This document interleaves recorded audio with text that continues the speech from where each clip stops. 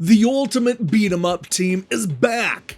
That's right, today our friends over at Retrobit Publishing announced a brand new physical release of Battletoads and Double Dragon on the Nintendo Entertainment System, which you can pre-order right now.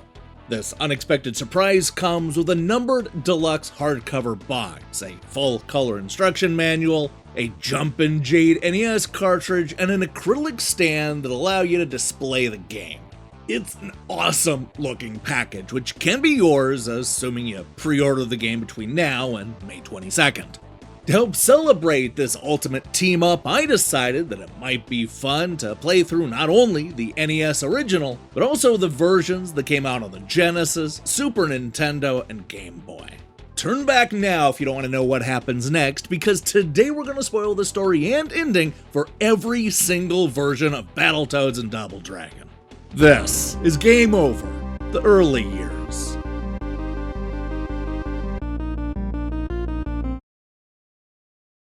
You have to hand it to Battletoads and Double Dragon because they didn't just skip all the heavy lifting in order to get to the team-up that everybody was waiting for. They put in the work and firmly established both franchises as beat-em-up royalty.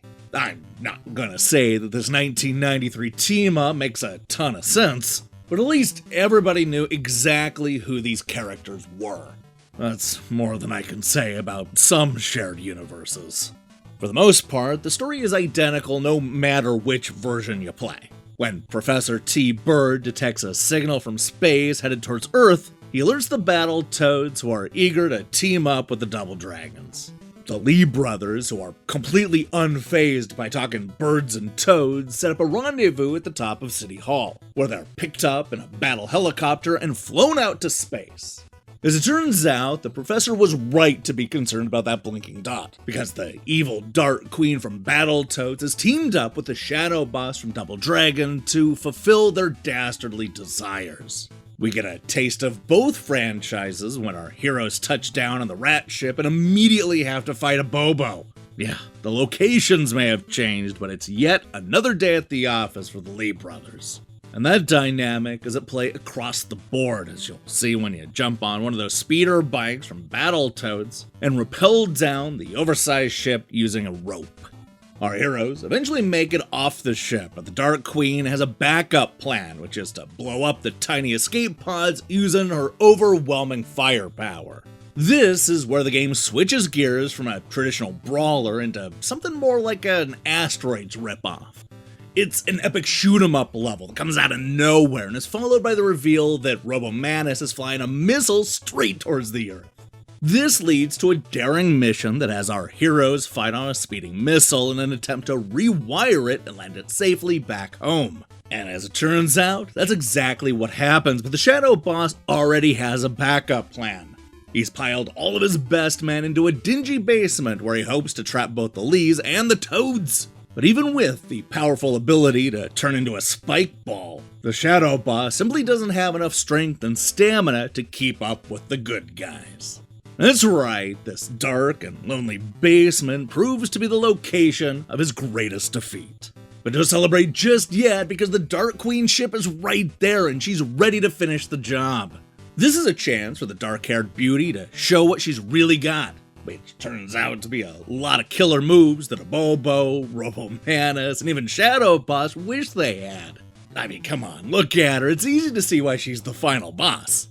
But even with the ability to teleport, she's no match for the Battletoads and Double Dragons. And at long last, here's the ending for the Nintendo Entertainment System version of the game.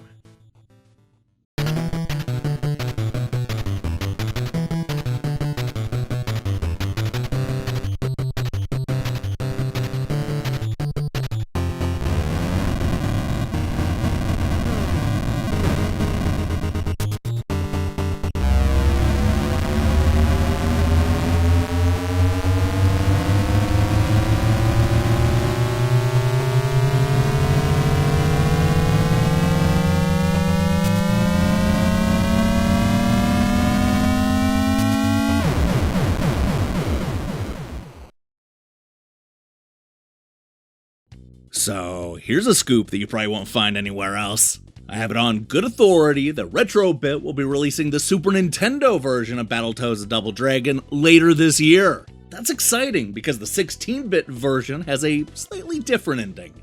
Here's what happens next.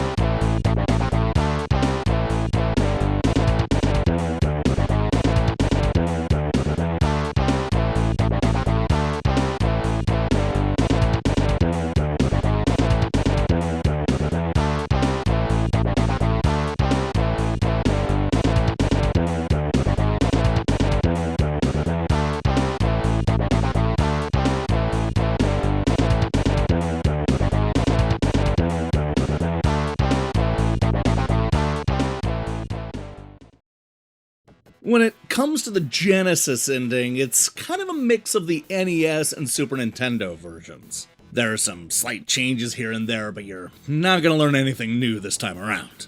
Here's what happens at the end of the Genesis port.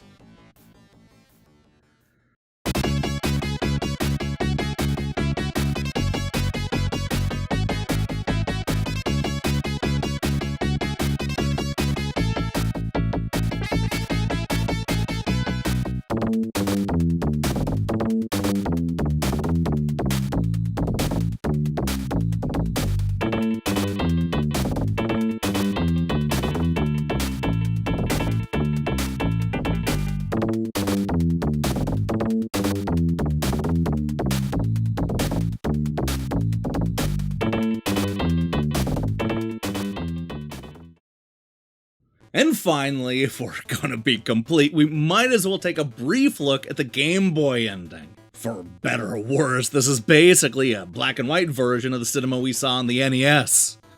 Check it out for yourself.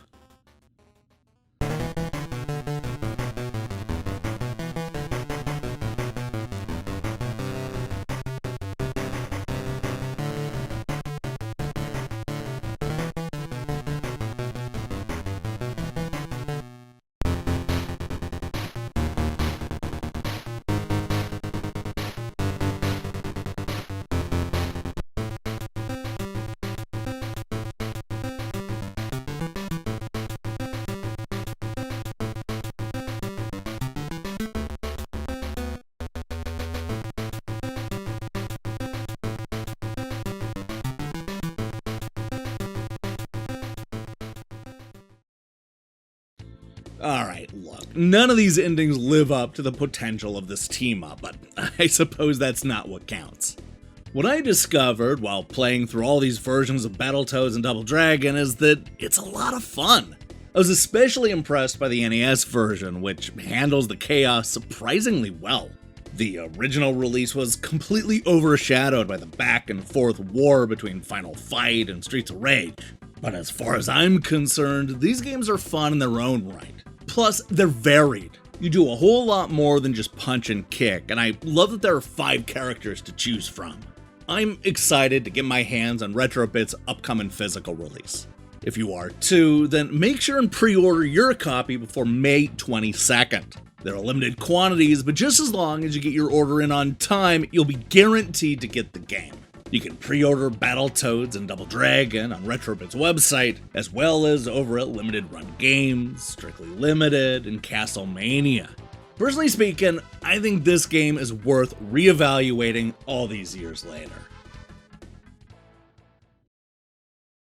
Hey, thanks for watching this episode of Game Over, the early years. If you liked what you saw here, then you should know that we post new episodes almost every week. In fact, we have a whole playlist featuring more than 170 of these episodes.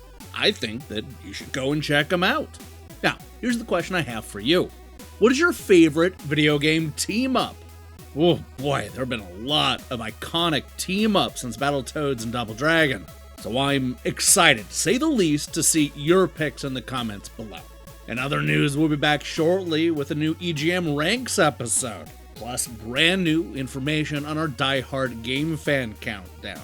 In the meantime, I strongly recommend you click that subscribe button and support what we're doing here.